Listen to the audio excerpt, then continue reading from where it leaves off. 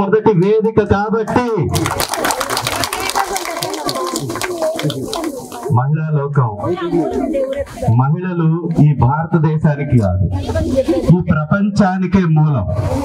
మహిళ లేనటువంటి సమాజాన్ని ఎవ్వరు కూడా ఊహించుకోవడానికి అవకాశమే లేదు, తావే లేదు. ఈ సమాజానికి మూల స్తంభమైనటువంటి మహిళల్ని గౌరవించే విధానం వైఎస్ఆర్ కాంగ్రెస్ పార్టీకి ముందు, వైఎస్ఆర్ కాంగ్రెస్ పార్టీ తర్వాత అని మీ అందరికీ తెలుసు.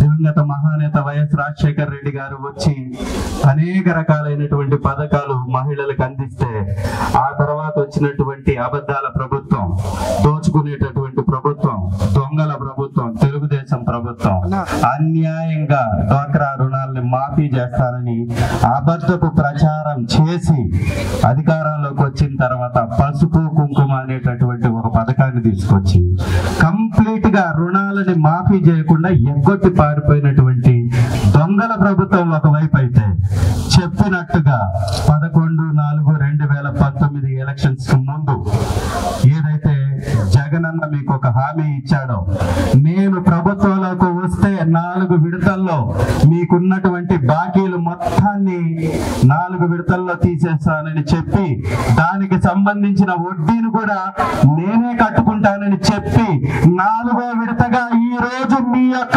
పూర్తి అప్పుని క్లియర్ చేసినటువంటి నాయకుడు ప్రభుత్వం వైఎస్ఆర్ కాంగ్రెస్ పార్టీది, జగన్ అన్నది. దాదాపుగా 7,98,000 సంఘాలు, దాదాపుగా 78,96,000 మహిళలు, దాదాపు 25,535 కోట్ల రూపాయల డబ్బు. నిజంగా ఇంత పెద్ద మొత్తాన్ని 4 విడతల్లో కంప్లీట్ చేయడం ఎంత గొప్ప పరిణామం కదమ్మా.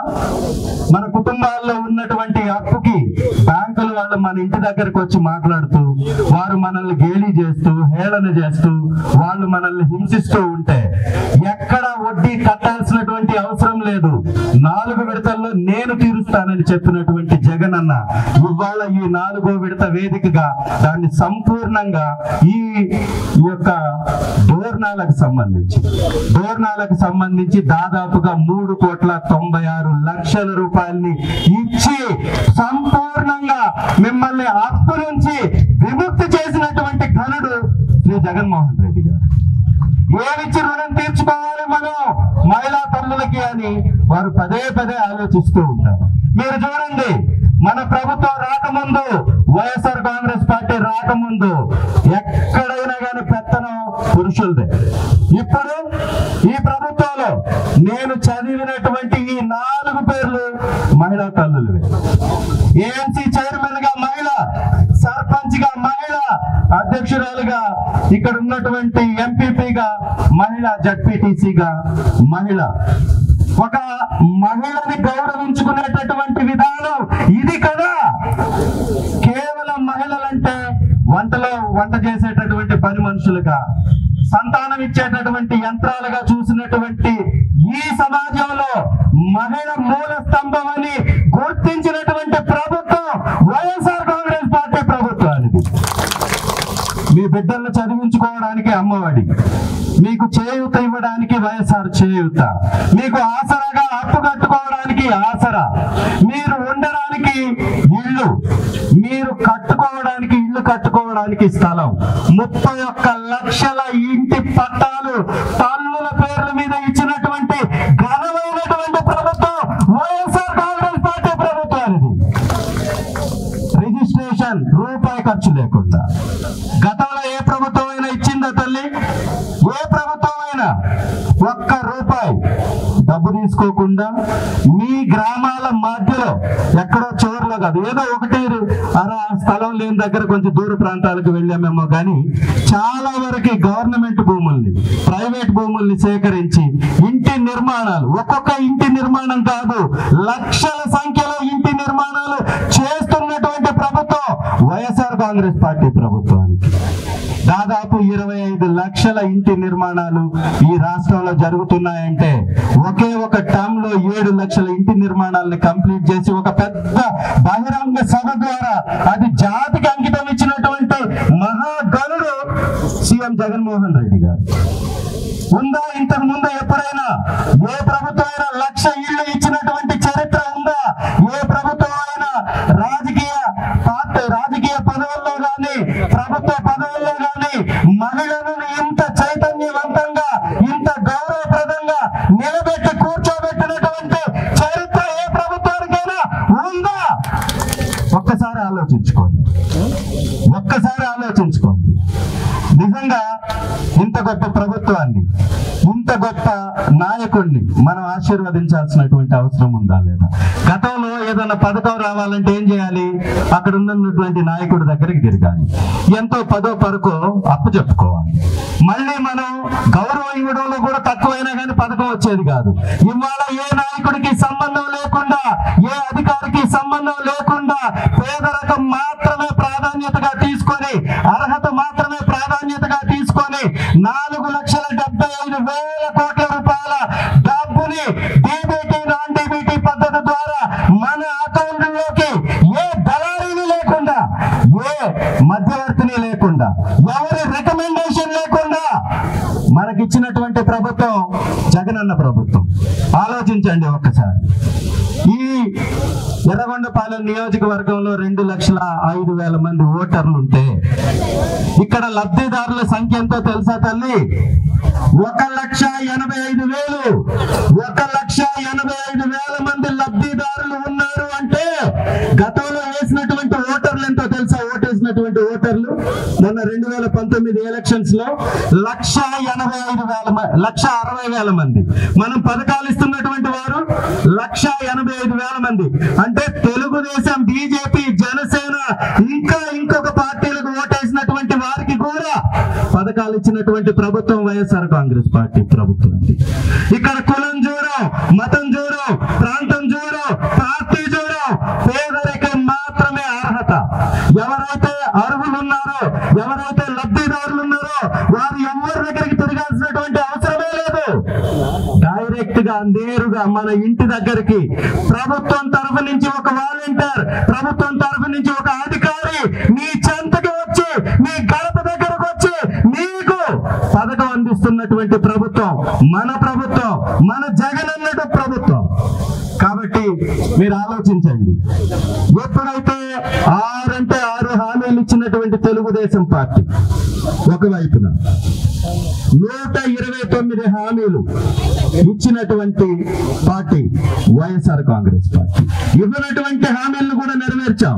ఇచ్చినటువంటి 129 హామీల్లో 128 హామీల్ని అమలు పరిచినటువంటి ప్రభుత్వం వైఎస్ఆర్ కాంగ్రెస్ పార్టీ ప్రభుత్వానిదైతే తెలుగుదేశం అనేటటువంటి తప్పుడు పార్టీ, తెలుగుదేశం అనేటటువంటి అబద్ధాల పార్టీ 6 హామీలు ఇచ్చింది. ముఖ్యమైనవి మిగిలిన 600 హామీలు ఇచ్చింది. 600 హామీలు తుంగలో దొక్కేశారు. ఇక్కడ ఇచ్చినటువంటి ముఖ్యమైనటువంటి హామీ బాబు వస్తే జాబ్ వస్తుందని. మీ బిడ్డలకు ఎవరికన్నా ఉద్యోగాలు వచ్చాయో తల్లి? బాబు వస్తే జాబ్ వస్తుందని తప్పుడు ప్రచారం చేసి కేవలం 30,000 ఉద్యోగాలు ఇచ్చి పారిపోతే ఇవాళ 6 లక్షల ఉద్యోగాలు ఇచ్చినటువంటి ప్రభుత్వం మనది.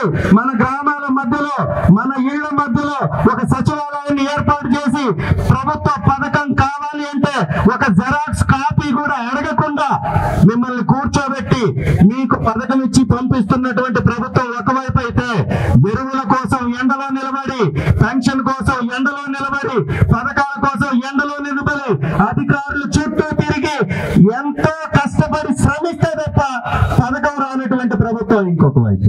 ఇంత గొప్ప ప్రభుత్వాన్ని ఆదరించాల్సినటువంటి అవసరం ఎంతైనా ఉందనేది మీ అందరికీ తెలుసు. మహిళలు తలుచుకుంటే జరగనటువంటిది ఏమీ లేదు అనేది మనందరికీ తెలుసు. ఒక కుటుంబాన్ని నడిపేది మహిళ, ఒక బిడ్డని చదివించుకునేటటువంటి ఎక్కువ ఇంట్రెస్ట్ చూపించేది మహిళ. అదే విధంగా మన బిడ్డలకి అవసరమైనటువంటి పథకాలు, మనం ఉండడానికి అవసరమైనటువంటి ఇంటి నిర్మాణాలు, మనం జీవించడానికి కావలసినటువంటి అన్ని అవసరాలు తీర్చుతున్నటువంటి జగనన్న ప్రభుత్వానికి అండగా నిలబడదాం.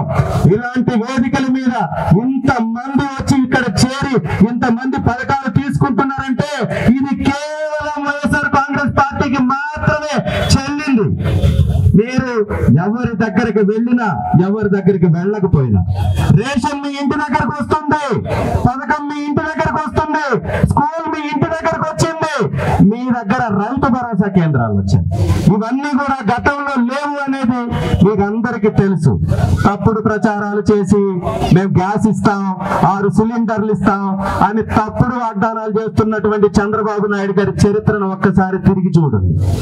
గతంలో ఏం చెప్పాడు తెలుసా? తల్లి హామీలలో దీపం అనేటటువంటి పథకం తీసుకొచ్చాడు చంద్రబాబు నాయుడు. దీపకం పథకం కింద 200 అంటే 200 ఒక సిలిండర్కి ఇస్తానని చెప్పాడు. 3 సిలిండర్లకి 100 రూపాయలు, దీపం కింద 100 రూపాయలు, సబ్జెక్ట్ టు కరెక్షన్ చెప్పి సింగిల్ రూపాయి ఇవ్వకుండా ఎగ్గొట్టి పారిపోయినటువంటి ఘనుడు చంద్రబాబు నాయుడు. ఇది మీకు అందరికీ తెలుసు.